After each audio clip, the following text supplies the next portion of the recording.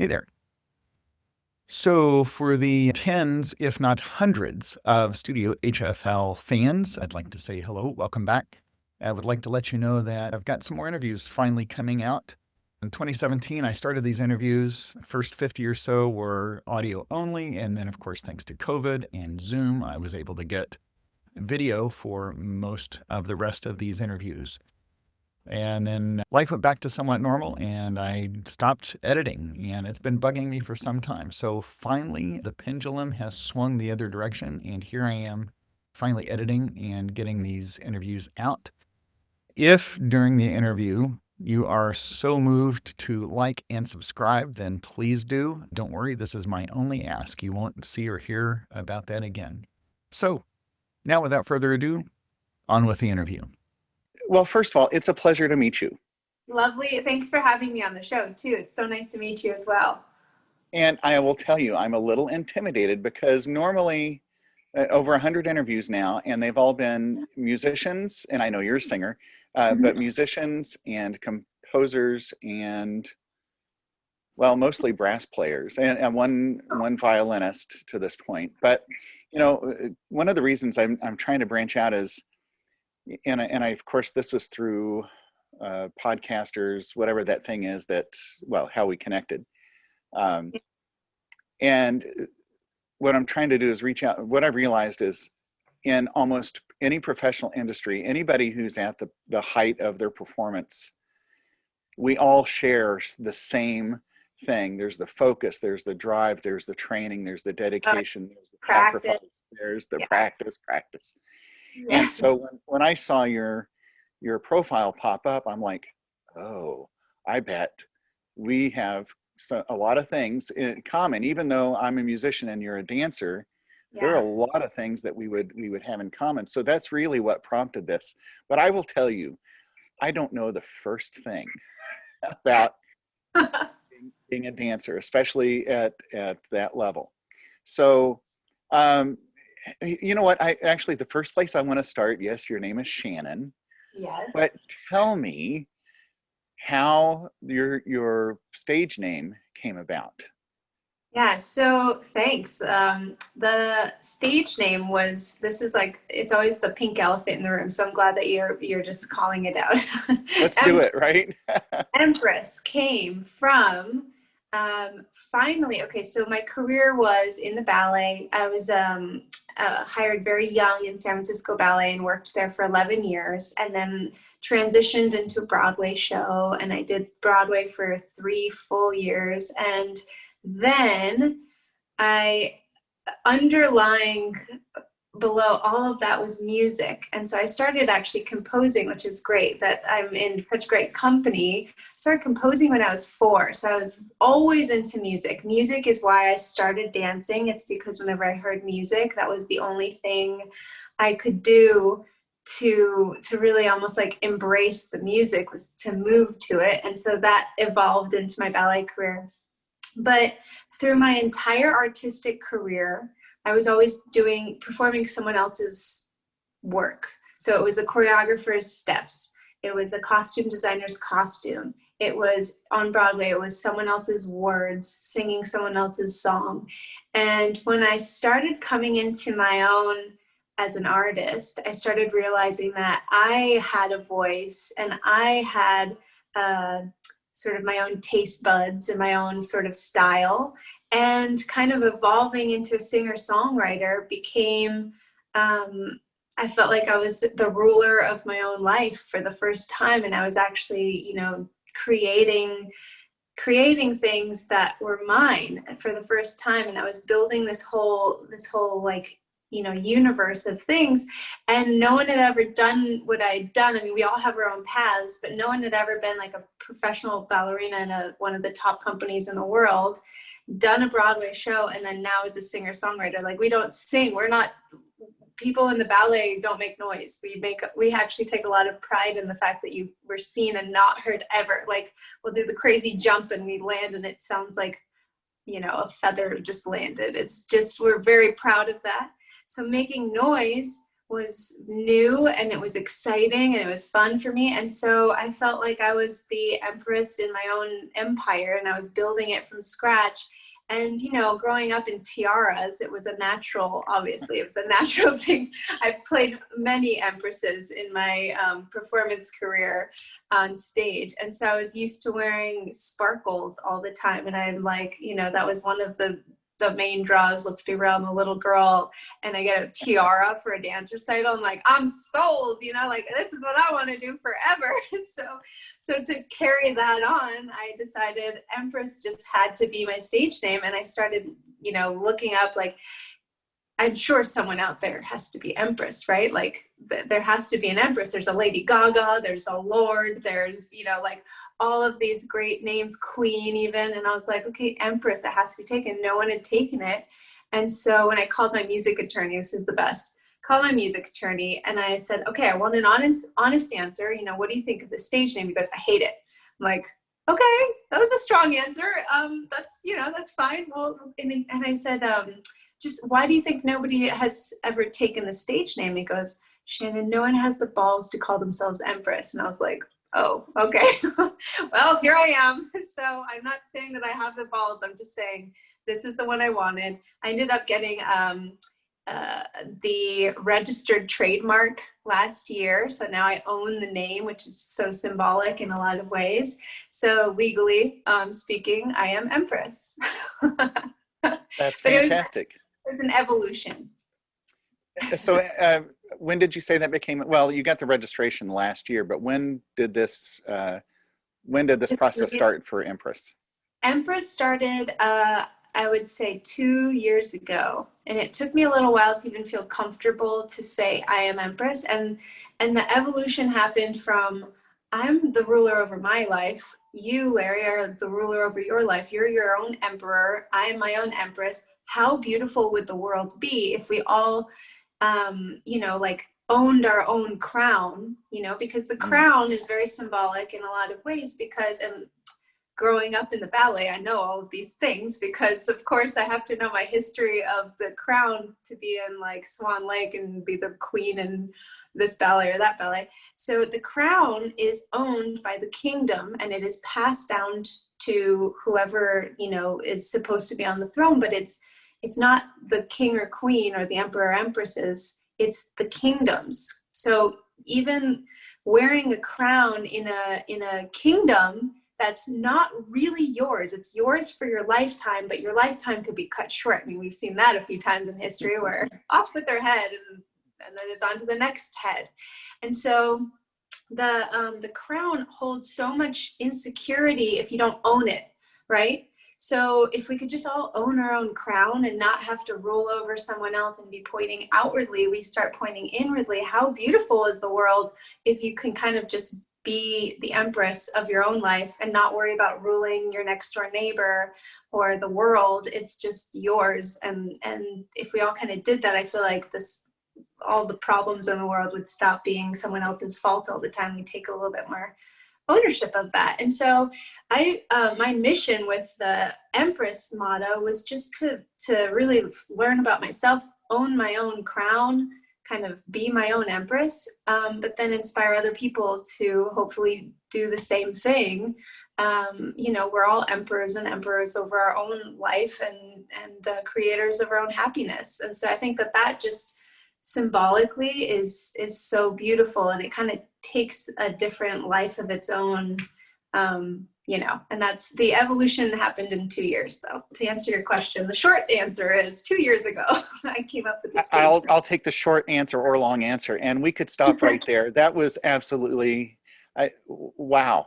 I mean, there's so much in that, and you know, I could see where people might think, oh, she's being high and mighty by calling herself this. But once you understand, and if you get the chance to share that, oh my gosh, what a beautiful thing. It's just, bravo to you for doing that. That's Thanks. Thank you so much. And I try, and at least in the lyrics that I'm putting out in the world, trying to not be preachy at all, of course, but just to inspire, plant little seeds in people to remind them that they are the creators of their own happiness. And we're here the only thing you can really control is yourself anyway. You can get really frustrated trying to control other people, as we're seeing. The current climate of the world is a lot of finger pointing, and less ownership over, okay, well, we voted him in, or this climate change might be everyone's issue. And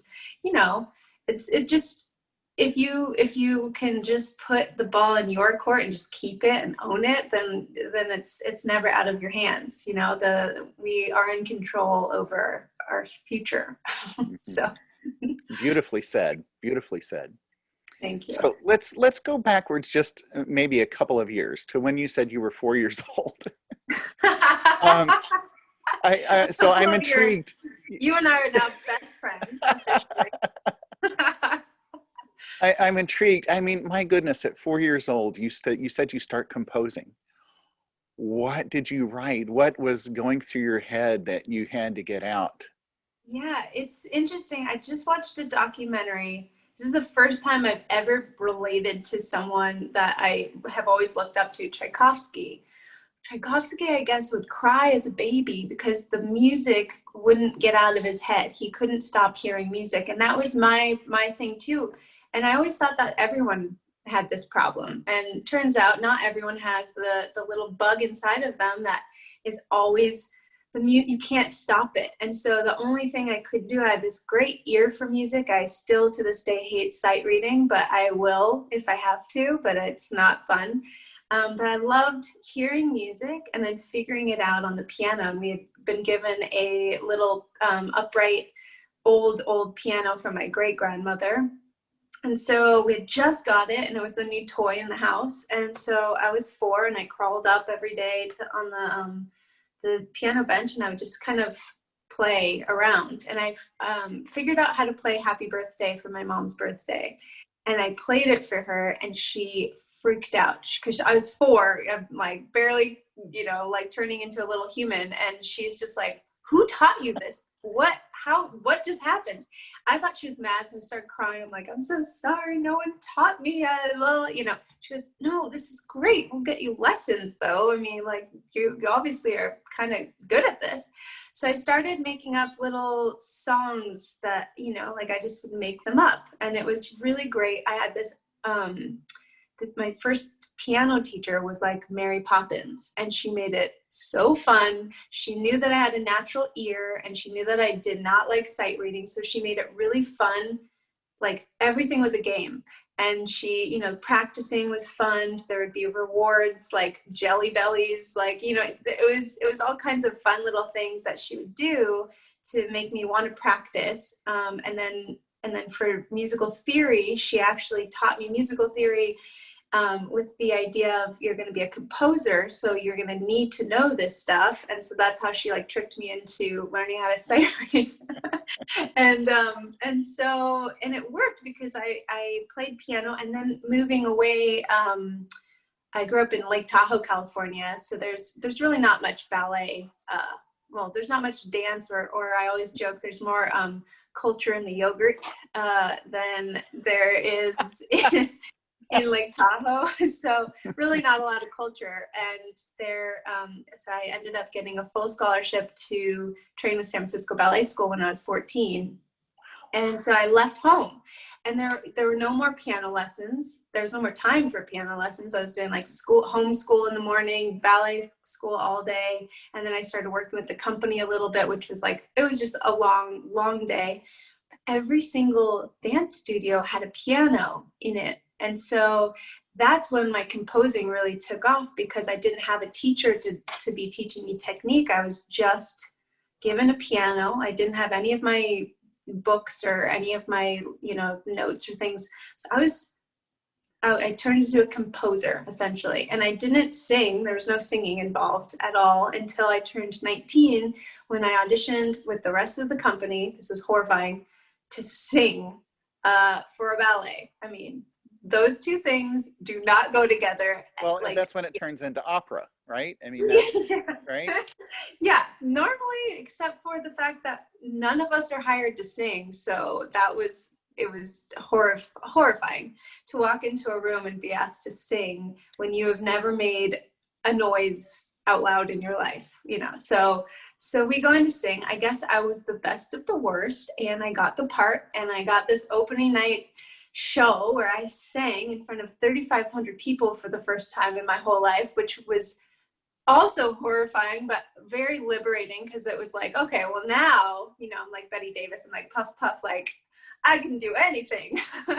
Because that was really, just to break the silence, was either going to break me or it was going to make me stronger. And it made me so much stronger. And then I was a closeted singer-songwriter after that, and didn't let anyone know, but it was my way to vent about frustrating days at work or happy things that were happening in my life. And I could the piano was like my charging station, and it recharged me. And it was also like my, I could get all my emotions out in one place. Like, it was almost a therapist in a lot of ways. And I kept that a secret, because the ballet, when you're in the ballet, you really that's all you can do.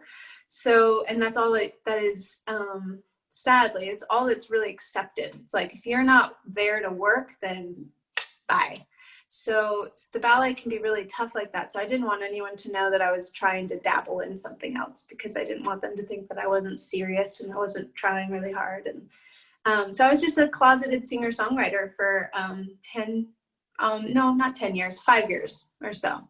But I'd always, 4 years old, I'd started composing. I still do. And COVID's been actually really great, because now we have so much time on our hands that, it's like being a little kid, like, all right, I can play with my piano toys. It's like, oh, let's record something over here and make some little jingle up over there and stuff. So I've been working on a lot of my compositions, like without singing in them, going back to my roots during COVID, which has been nice. Well, okay, so starting to compose at 4. Yeah. But you must have been moving. You must have been dancing. This didn't just come out of the blue, right? No. Which means there had to have been music around the house. Yeah. You had already been surrounded by this. Mm-hmm. Yeah. Even though my parents they do not do anything. They're athletic.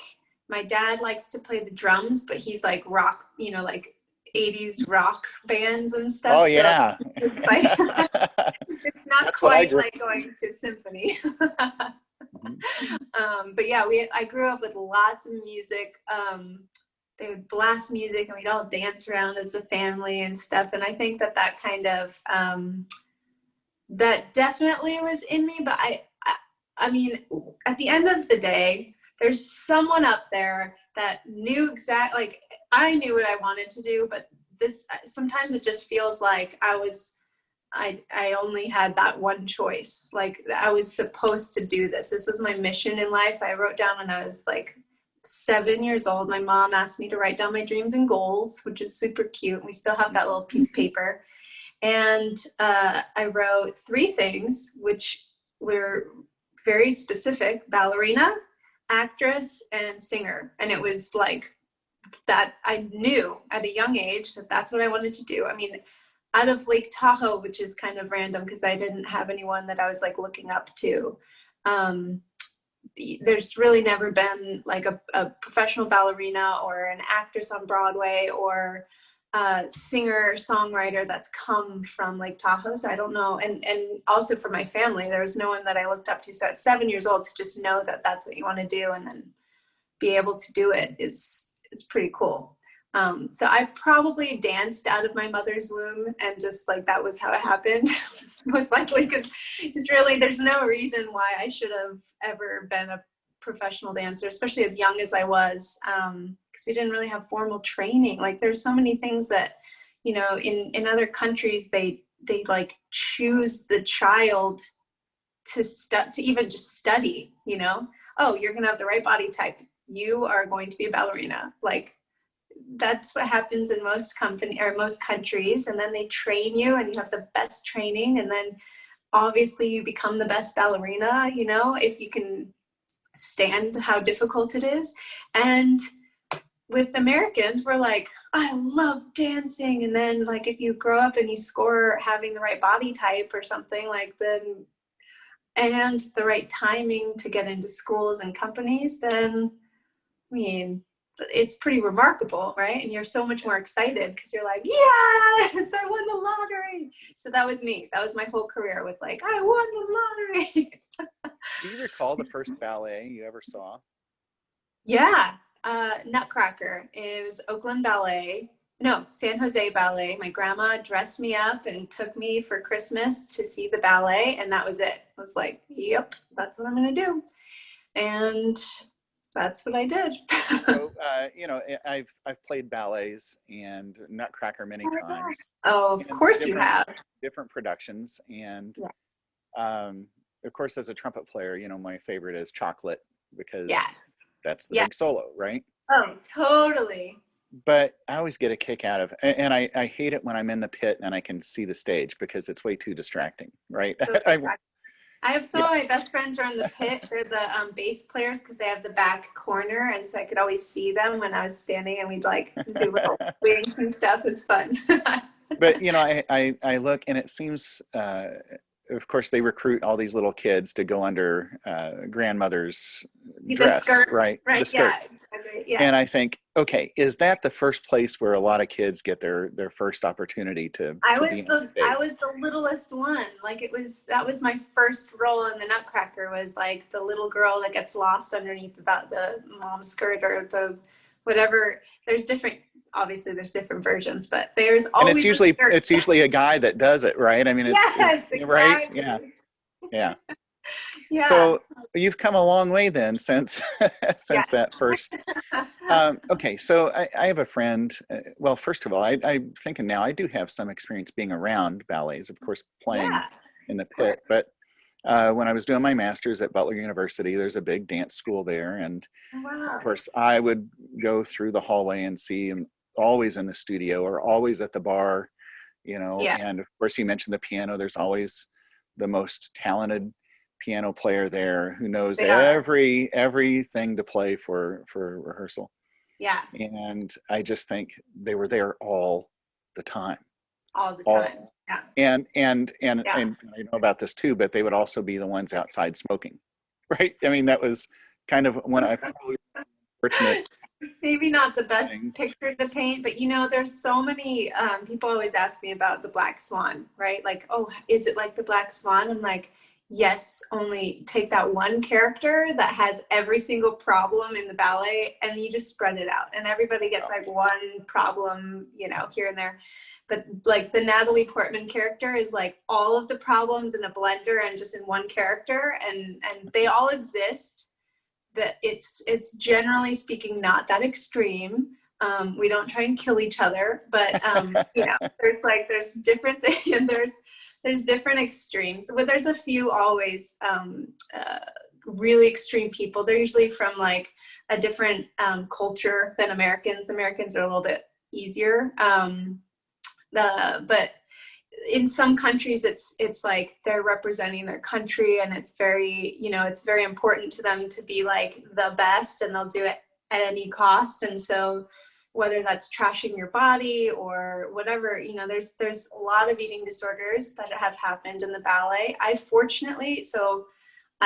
will dig a little bit. We're going to keep it super light and breezy, but Sure. The ballet was really difficult. I was hired at 15, almost 16. So I was still a little girl technically. And then I turned into a woman during my career, which is, can you imagine a worse place for a little girl to like her body to change? I mean, it's a visual art form. That was a really rough place for a 15-year-old to turn into a woman.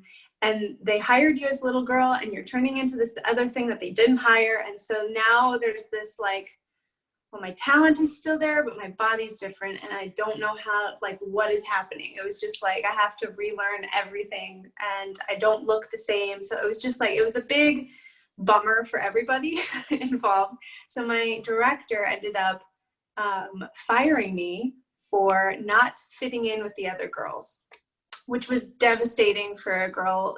Like I lived and breathed ballet. And it wasn't that I wasn't good enough. It was that my body just didn't fit in. So I could have started an eating disorder at this point, because I think a lot of girls would have fallen into that. I had a best friend, Luke, whose mother was, this is a side story, his mother, who had just been diagnosed with this stage 4 cancer, was given 3 months to live, get her life in order, her affairs in order, to go home and die, essentially. Luke was doing this diet with her. It was the raw foods diet. It was this I think the Gerson therapy with something else. And he was doing it with her just to be supportive and help with recipes and stuff. And he got so lean and mean, you could see these nerves. He was so strong but tiny at the same time. And he goes, I can't keep weight on. You should try this diet. This is the best thing you could have an eating disorder. You could go for that cigarette, or you could be super healthy. My arthritis is gone, all this. Flash forward, that was, I think 12 years ago. His mother is cancer-free. She's still on the healthiest diet ever. It's amazing. And I did the same thing. I lost all my weight. My hormones were in balance. I felt amazing. I had more energy. My career lasted 4 times longer than everyone else's because I was actually taking care of my body, go figure. And I got rehired at the end of the year. So it was a huge happy ending. And it took a really, bummer situation and made such took that lemon and made lemonade literally every day. Right. But I was constantly eating. So I think, that started a new fascination with girls who had eating disorders, and guys as well. Guys have eating disorders just as much as women, but they'd all would take note of wow, she's eating a lot and she's really skinny. I wonder what's going on. And I'd be like, I'm eating foods as close to as nature intended them to be. And you literally cannot be fat when you eat those foods. If you just eat, things that digest really quickly, then, and you're taking care of your body, which is that is our career. Isn't that ironic? Yeah. So anyway, it was so wonderful that I got to experience the opposite of an eating disorder. Was learning about health and keeping my body healthy. And really that just saved my career and kept me going. Like I said, 4 times longer. The careers that I've seen cut short because of eating disorders, I'm like, was it worth it? Was that 3 years worth it to you? Because I had 11 and I could have kept going, but I went to Broadway, and then did 8 shows a week, for a couple years, and I was fine. So it's all about taking care of your body. And I think it's sad that there's so many eating disorders, because it's the irony of it all is that you're ruining your body and you need your body to work. So, I think that story right there excerpted would work for anybody. You don't have to be a dancer or a musician, athlete. That is great information. Yeah. And congratulations too. Obviously, finding that path was really valuable.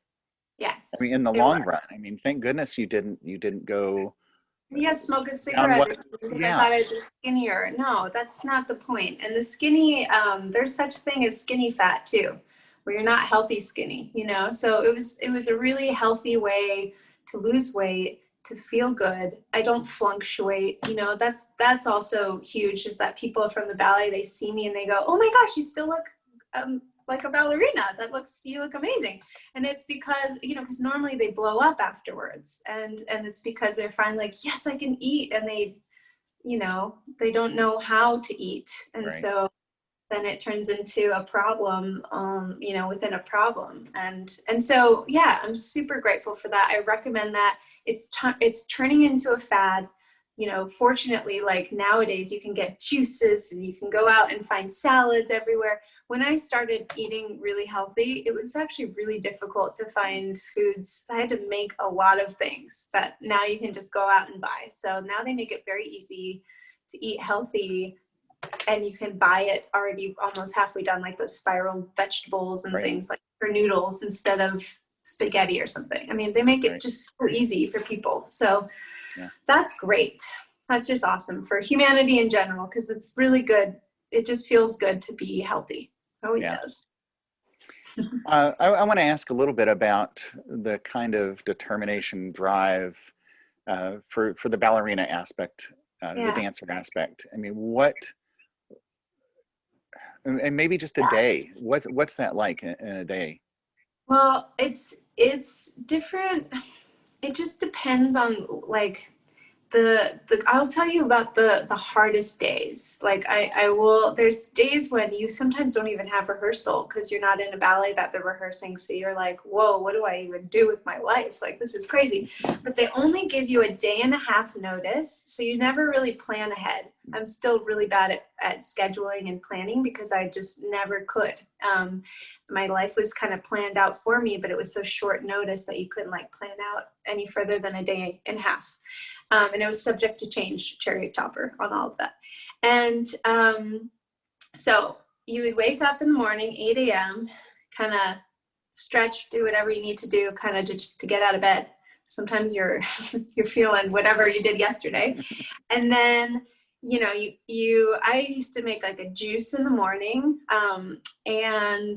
and then like make a bunch of little food snacks. I'd snack pretty much all day. Like the biggest meal was usually at the end of the day because I just didn't have time to digest. Sometimes I would work, the company class is from 10 to 11:30. You can't get there at 10. You have to get there at like 9 or 9:30 just to like get dressed, warmed up, ready for company class. Company class is 10 to 11:15. You have a little 15-minute break. Then 11:30 till 2:30, you have rehearsals. And then you have a little break from 2:30 to 3:30.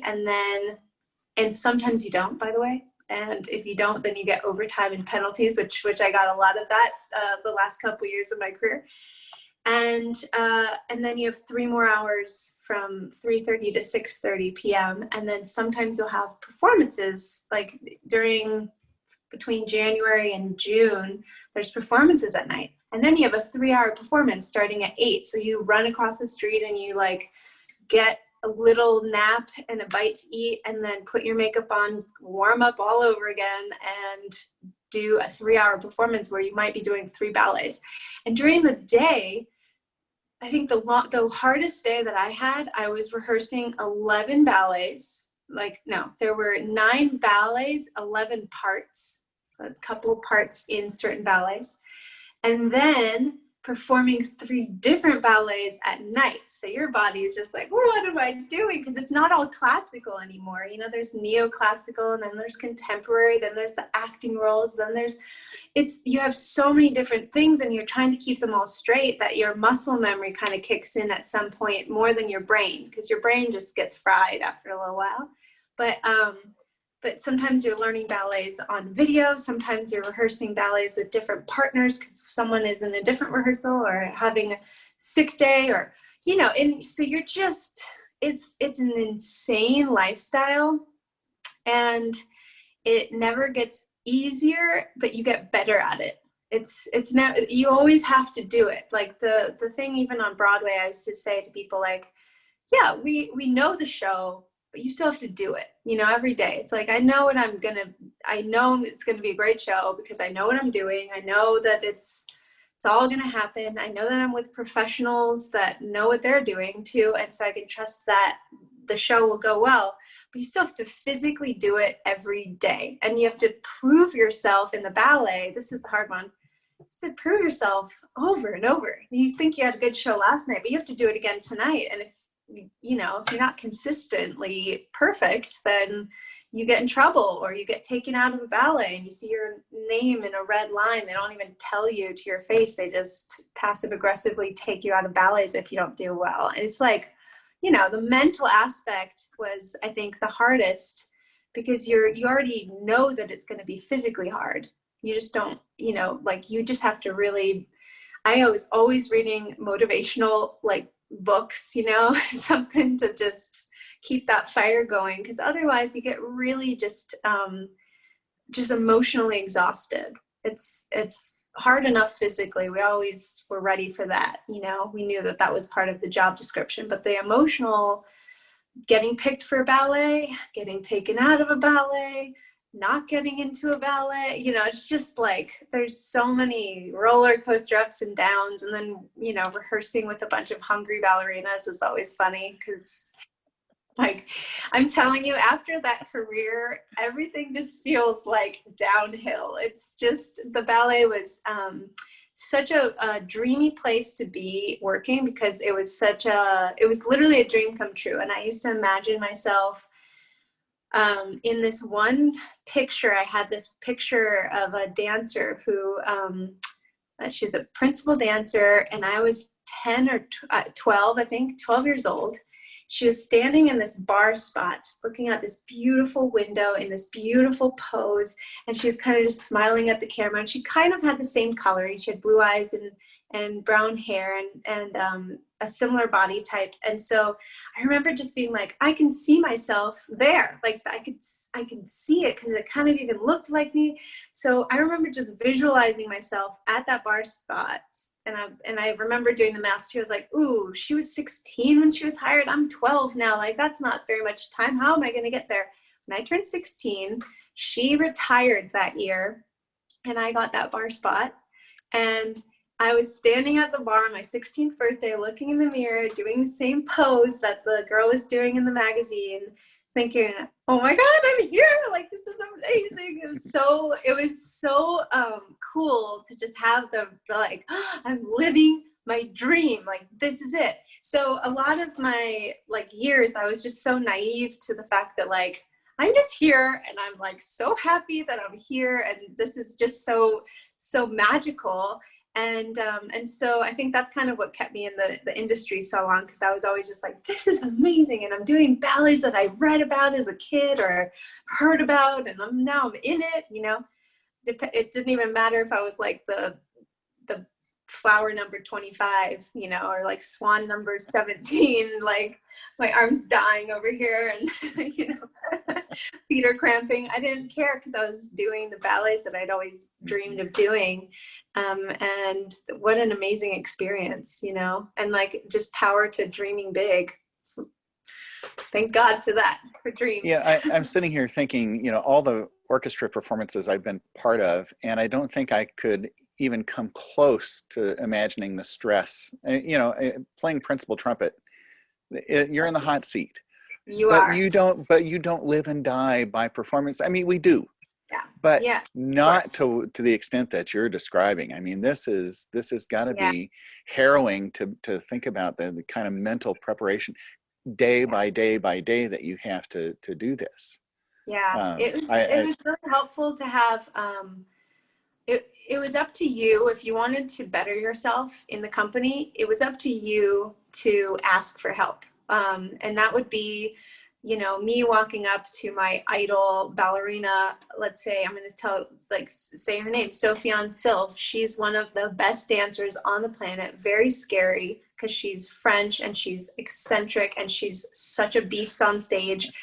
If you go on YouTube and look up Turning Girl, like she does like 7 pirouettes on stage, and she's just beautiful and perfect in so many ways. And I remember getting injured, and she had a similar injury, and she had recovered from it. And I was like, I just don't know what to do with this injury. So I went up to her and I asked her for advice, and she gave it to me. It was not easy to hear all the advice that, you know, she would say things that they were super honest, and it made me a better person. And because of help like that, I became so much more supported in the mental aspect. And then they also taught me all their tricks of things like Sofiane would visualize her performance. She'd just, like, half of her warm-up, she'd be stretching, of course, but she would just be imagining. She'd listen to the music, imagining herself doing it perfectly. And then not only that, this is like the step further. She imagines what it feels like while she's doing the steps. Like, okay, my right leg is going to get really tired because that's all I'm, you know, like the fouettes or something. Like, I'm just going to be really tired at this point. And so she'd imagine how she was going to feel, and then how perfect it was, like in her head first. It was always perfect. Like, she would drive choreographers crazy because she would ask questions. If they wanted her to just try something, just to try it, she said, okay, but then what? Then how do I finish that turn? They're like, I don't know, just try it. She's like, no, tell me how you want this to be. Because she knew the power of muscle memory. If you just try it and you mess up, your body's going to have a little memory. And if you keep messing up, your body has that memory. She doesn't want to mess up the muscle memory. So she's like, no, tell me how to do it. I will think it through, and then I'll do it once, and then it'll be perfect. And then I won't be tired. So tell me what to do. I mean, it was amazing to just see someone work like that, and to have her take me under her wing because I asked for it, because people want to share their knowledge.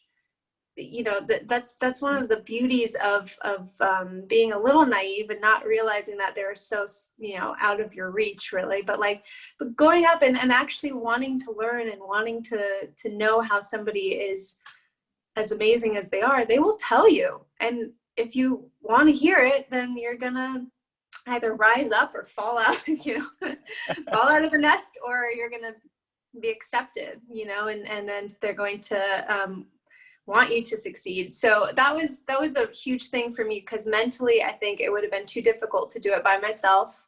It's all mysterious. You're 16 when you're in a big ballet company, expected to be an adult. It takes a village to raise a child. And it really, I'm grateful for all of the people that actually took me under their wing and helped me get through it. Takes a village. So many parallels that you just mentioned that do exist within music, and that visualization and the muscle memory, right? We think about, when we practice and we do our fundamentals, right? Just like you stretch at the bar, and like we do our physical warm-ups. Exactly. And you think about, you can't wander off in thought, during this, right? You've got to stay so focused. And I love the idea too of when you're warming up, I tell my students, even when you're warming up, it's music. It's like when you're warming up, she was dancing, she was going through it. And so I see that and I think, oh my gosh, this is all, it's all parallel. works perfectly in concert together, right? And every pun intended on that one. Every pun intended. Yeah. And people talk about meditation sometimes as being that. So we are so lucky because we actually have something that actually causes us to just only focus on one thing, which is kind of what meditation apparently is. I've always sucked at meditating because my mind's all over the place. But when I'm dancing, the world blurs. Everything is slow motion, even if it's the fastest you've ever danced in your life. And you know exactly where you are on the stage. You can do things that you never thought you could. And it's the same for music. If you are really in that zone, then that is our meditation, And I always sucked at meditation because I'm I don't stop. There's no stopping. People like to focus on their breath. For us, it's music. For us, it's dance, whatever. When you're focused in one way, that's beautiful. Yeah. So this is going to sound really ironic, because I want to shift gears. I'm going to stay focused. Go. Yeah. So from ballerina to Broadway. Oh yeah. How did that transition happen? Oh, that was amazing. I told you about the audition for the singing, right? And yes. I performed in the Opera House. And that night, Christopher Wheeldon, who is the director for the Broadway show, was sitting in the audience. And this was 7 years before the Broadway show opened. He was sitting in the audience. So this is when that stars just sometimes align, and you have no idea, but you put your energy out there into the world, and you kind of go, okay, well, I hope that something good comes from this. And you don't know. And then when you have that perspective, you realize sometimes that, those stars totally lined up. So Christopher Wheeldon was in the audience that night. He saw me sing, got my standing ovation, remembered it when he was casting the show on Broadway, and he knew he needed ballerinas who could sing, which there's not very many of us. And that was my real audition, was 7 years before, which is just remarkable. So of course I went to an audition, but I already kind of knew I had the part because he had asked me at a coffee shop, hey, would you be interested? And I actually, silly enough, I was I'm not sure. No idea what I was saying at all. Right, just let's play hard to get. I don't know. Right. Totally did not need to do that because it was the best show and the best decision. And it was so easy. Like when I think of things when they go right, it's effortless. It's like so beautiful the way that it happened. I was a little bit nervous because of the timing. I had just signed my contract with San Francisco Ballet for the year. And my director and boss, sometimes I was a loud ballerina, so we didn't always get along. Like there was a little friction here and there with me speaking up and speaking my mind. And you could be an honorary trumpet player, by the way, because we have this exact same problem. Yeah, okay, good. I'm glad to hear that. I'm realizing that I'm not alone in the world, but I was alone in that world. I was very lonely as a loud ballerina. So there's that. So the timing of everything, I was a little bit worried about the whole thing, but my director had always told me, you're going to go to Broadway someday. And I was like, nope, I'm here, I'm staying, like this is what I'm gonna do with my life. And he was like so happy when he heard that I got the job. He told me that it wasn't just anyone that I was working with. I was working with Christopher Wheeldon, who I had known for 11 years. He's known for forever. And so he was really, really proud of me and let me take a leave of absence to go to Broadway. And if I wanted to come back, I could. I mean, like, you cannot, that never happens, by the way. No. I always said the ballet world is not a revolving door. It's a one-way only. And if you exit, you are not welcome back and there's no way to get back in. So it's like, that's it. And hey, the stars really did align because he allowed me to go to Broadway. Turns out I had so much fun. I was in the ensemble when I first started. And then I started taking acting lessons really early on because the casting director was like, we're going to need a replacement for the lead role at some point. So start taking acting classes. So I did for 2 years. And then, but during that process, I was asked to do the lead role. And then that was around when I was supposed to go back to San Francisco Ballet. And I called my director and I said, hey, this opportunity. He said, I'm so happy for you. Stay. And we left on great terms. I mean, like, it was very dreamy. And I'm so grateful for that experience. That show, American in Paris, was an exceptionally incredible show. I mean, we didn't get to see it because we were in it every show until I think 6 or 7 months in, or maybe even a year into the run. And they finally would like swing us out of the show so we could watch it. And I was nervous I had never been nervous to do the show because you have so much more time to rehearse before you perform. And then there's all these preview shows. You do like 2 months or a month and a half or something of preview shows before you officially open. So you're so good at the show before opening night. It's just incredible how much rehearsal, and you just feel so confident the whole time. It's so great. And there's not a ton of pressure right away. So it was really cool to kind of get that experience of being really calm and confident in your show. And then to go and watch it, I was shaking nervous because I was like, if I don't like the show, I don't think I can do it 8 times a week.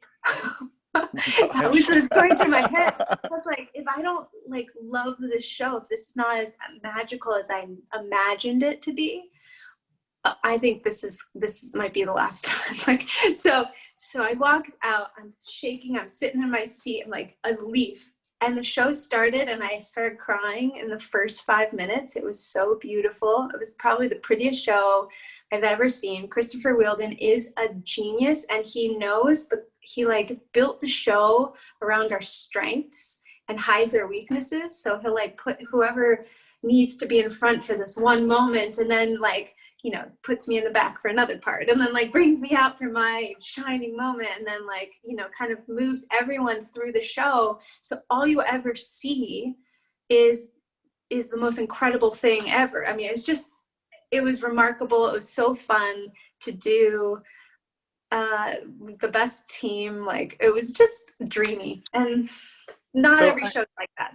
I'm curious, you know, I'm thinking as a musician, well, they don't do this in orchestra, you know, I don't swing out and somebody else comes in to play, right?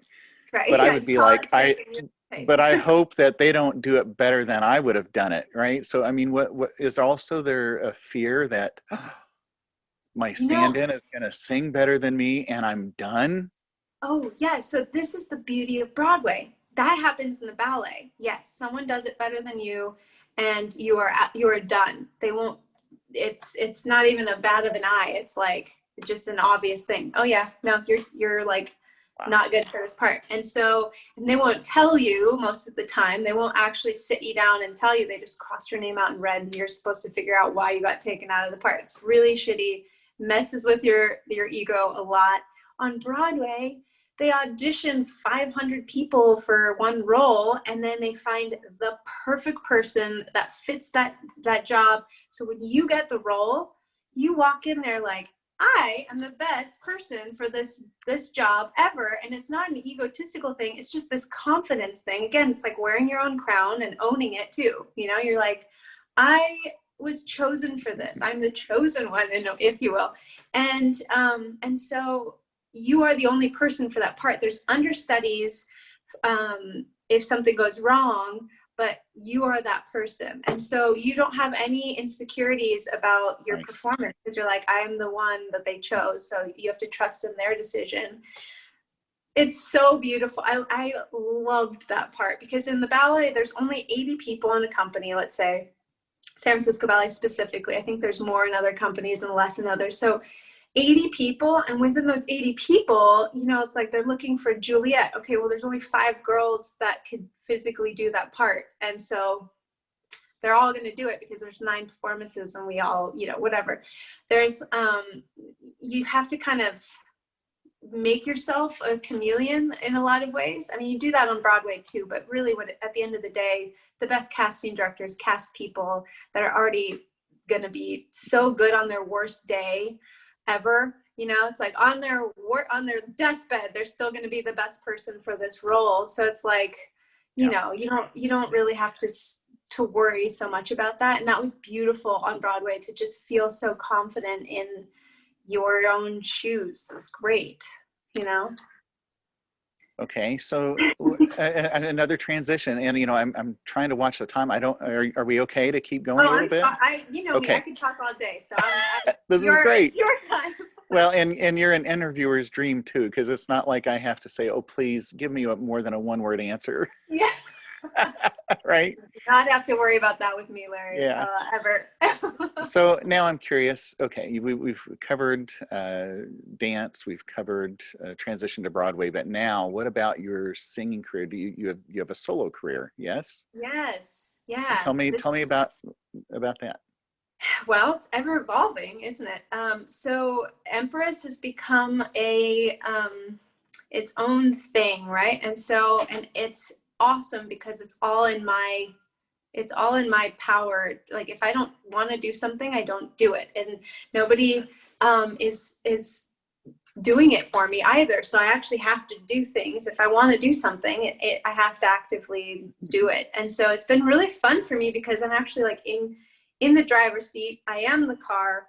I am paving my own path. So it's been a lot of work, but it doesn't feel like work because it's all mine. And I know that I'm building this beautiful empire, that all of my things that I know from all of my careers can fit into this new place. Because normally people like to just categorize you as you're a ballerina, or you're a Broadway actress, or you're a singer-songwriter, and like they don't go together. It just has to be one or the other. And so for me, it's really cool because I actually get to blend them all together, take what I loved about each one of them and put it into a new environment and let that kind of grow and flourish and turn into something. And, you know, it's fun to plan and dream. And I think I did that for a couple years. And now it's time for me to like actually start releasing some of the things that I've been holding on to for a couple years. I have a lot of material. I wanted to make sure I had tons of content before I really started putting myself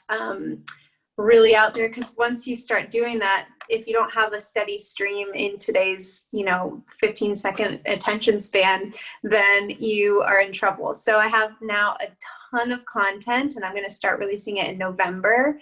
Nice. And just kind of continue on, because my whole dream in life was to be able to create whatever I can imagine and without any limitations. And I'm starting to get to that point where I have a great team, and the team keeps growing, and it's like a little snowball where it just like, you know, keeps on picking up more amazing people. And so I'm really excited about November because I'm just going to start releasing all of these things. I have music videos and music and, you know, all kinds of things. And also I composed a symphony over COVID, which I'm going to release as well as like a little meditational kind of thing. It doesn't go with any of my pop stuff, so it's going to confuse a lot of people. They're like, well, what is she? And I'll say, she is everything. So it's like, are you also a professional chef and personal trainer? And, you know, are you going to sit at the mountaintop as the totally. guru? Everybody, right? A workout program. There's definitely going to be food involved, of course. Okay, Larry, there's no limitations when you build your own empire. I hear that. I hear that. Yes, of course. There's no limitations to life, unless you want to put them on, and that's fine too. But it's your empire. You know, I sit here and I'm grinning ear to ear like the whole time I'm listening to you, and I'm thinking, you are the Tony Robbins of ballet. Oh, you know, thanks. it's like, or you know, the music world. Let's say it that way. It's just because, I mean, your positivity, the attitude is just like, oh my gosh, I want so many people to hear what you shared today. It's just like, it's what I was hoping for and more. Yay. And I'm so happy to hear that. Thank you. Well, you bring it out of me, so you're a great interviewer. Thank you. Now, you know, I don't normally do this, but I'm thinking I've got to ask, favorite ballet that you've danced? Ooh, that's a great one. Okay, it was a ballet called Artifact Suite by William Forsythe, Billy we call him, and it was so fun to do. It was the hardest ballet. The first time we all did it, we all passed out afterwards. I mean, I was bright red for like 2 hours after this. It's the biggest workout ever, but it's so cool. It was an ensemble of like, I want to say like a corps ballet. It was the entire corps de ballet. I mean, it was maybe only 10 of the people. So it was probably, I want to say 50 people on stage all doing the same things, and they're all exhausted and we're all sweating. And there's this part at the end that was just so spectacular to feel the energy around you and the audience is engaged. It was just the coolest thing.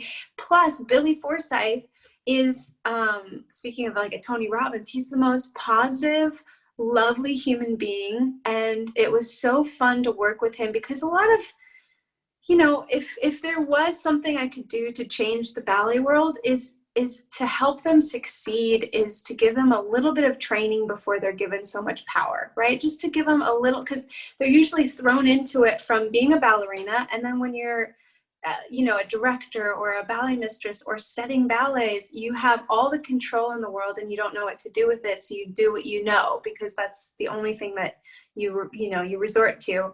And so, and the ballet world was built in a very different time. You know, it's like, it's a very ancient way of conducting, you know. It's like, it used to be royals doing ballet, and then the royals got lazy and they like had their peasants dance to entertain them so they could eat their cake and watch them.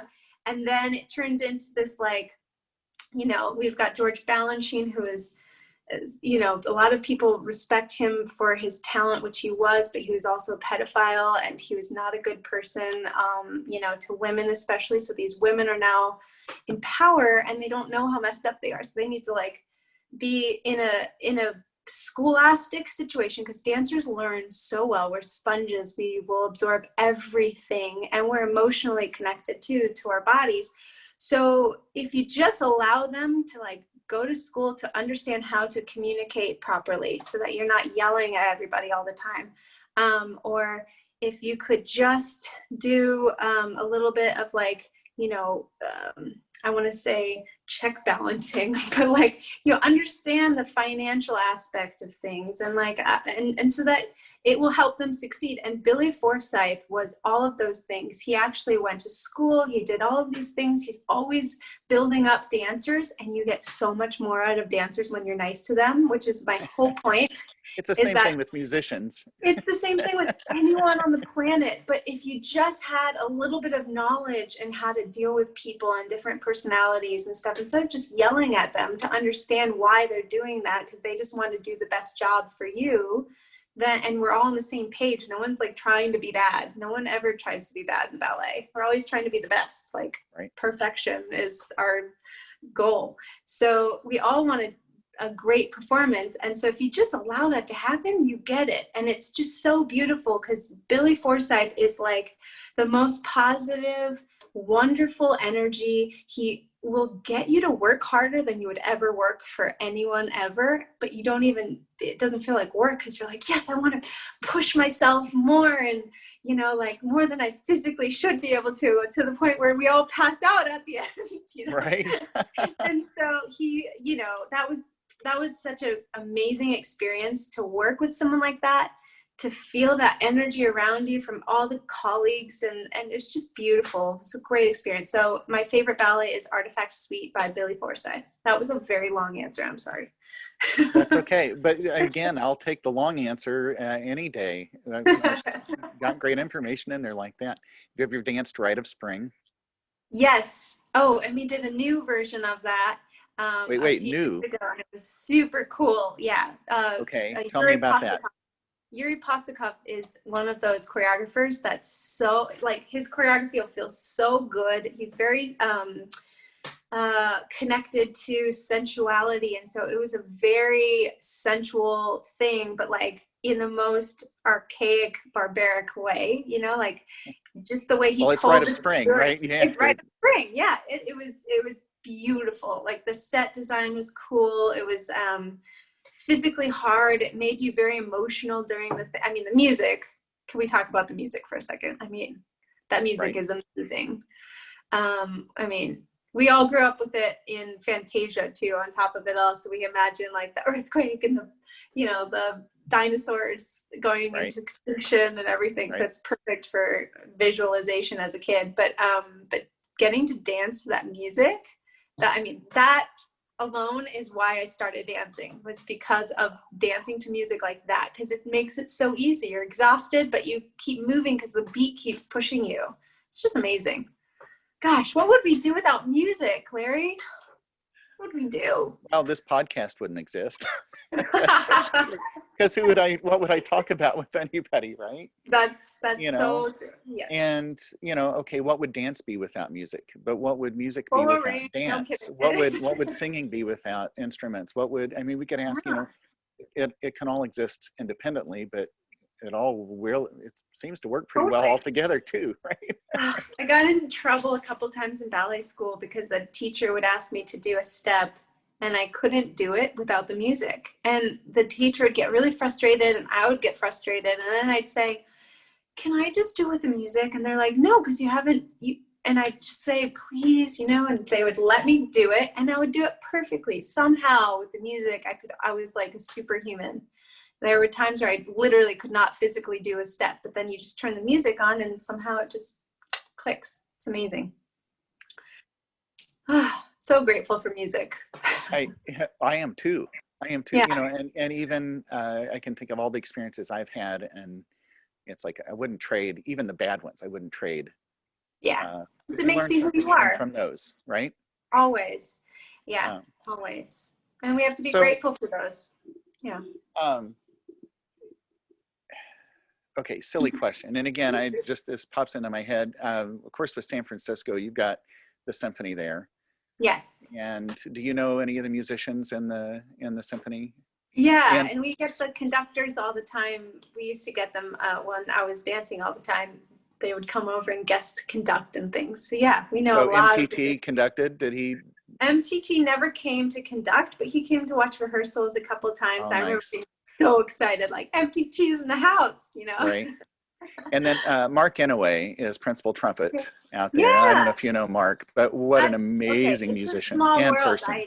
Yes, and also what a phenomenal, talent. I've seen him do something during, it was like a symphony in C or I don't know, something. It was just beautiful. Mm-hmm. Ugh, it's amazing. It's not Yeah. symphony in C, but it was something else. Anyway. Well, great city for culture. I mean, and Yeah. it's more than just the yogurt, right? I mean, the Oh my San gosh, Francisco certainly. Right. So there's so much there. We actually had a trip planned this summer to San Oh, Francisco. Of course, that didn't yeah, happen. of course. And we were going to do Chinatown and Alcatraz and so much more that we were going to try to do out there. But Yeah.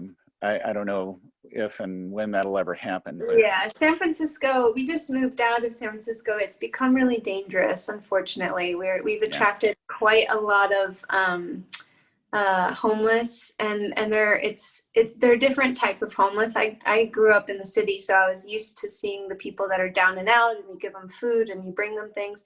These people don't want food anymore, they just want drugs, and it's been really, really dangerous because they're, you just don't know what people are on, so they're unpredictable. So when you're walking down the street now, you just don't know what they're seeing, and so that's dangerous, and it's really sad. I've lived in the city. My husband and I have been both in the city for almost 20 years, and we're not alone. People are flocking out of the city, and it's really sad to see. And I lived across the street from the Opera House, which the Opera House, that whole neighborhood is not really like a neighborhood. It's not like a big, a lot of people that live there. It's kept clean because there's constantly performances. And so people come to that neighborhood to see things and be, part of the culture of the city. And it's all been shut down because of COVID. And then that became kind of more of a dangerous neighborhood, which is, devastating. It's just so sad to see your city turn into that. And I hope that it gets better. Of course, we all do. But it's a mess. So I'm glad you didn't come, because it's just not safe to bring family. And now the hotels are gross because the homeless people are there, and I don't know. Right. You don't want to come. Don't come. We won't. Or if we do, we'll go somewhere else. By the way, we have this little thing called COVID anyway, so you can't come. So right. Well, this has been absolutely delightful. This is amazing. Thank you. I just, oh my gosh, I want to just turn this right around and broadcast it right away to all my students and to the university where I teach. And I think, to the singers and dancers there, and I want to get a transcript, and I'm going to make a little booklet out of it. It's like, here's how you do it, people. This is it. So. Oh gosh. Well, I'd love to come and just like give as much love and joy and have people like self-coronate, it's just like stick that on instead of self-quarantine, right? It could be self-coronate. Yes. There you go. Larry, that was the best. I'm keeping that one, putting that in my pocket. Okay. I'll make you a t-shirt and send it to you. How about that? I'll do that. So, well, this has been such a treat. Thank you for agreeing to do this today. And thanks so much for having me. Yeah, My pleasure. I wish you good health, continued good health, and I hope you find some furniture for your room right there. It looks rather barren right now, so. Yep, we have a lot of furniture shopping to do. This is the extra bedroom that we're moving into a bigger place, so we don't have any furniture for this room at all. So yeah, we will be we'll be filling it up soon enough. It's not hard to do these days. I'm looking forward to November and your releases. I'm going to make a note here, and I'll look at your website. But if I don't see anything, I'll be like, hey, where's the stuff and when's it coming out? So you call me out, Larry. If I'm late, yes, call me out. But yeah, it should be in sometime in early November. Probably not like right away with the elections, but a little. We'll like space it out a bit. Sure. Well, again, thank you so much. It was a real pleasure to meet you and speak with you today. Lovely talking to you too. Thanks so much, Larry. Thank you. All right. Well, cheers. Take care. And I'll see you. Cheers. Bye. Bye-bye.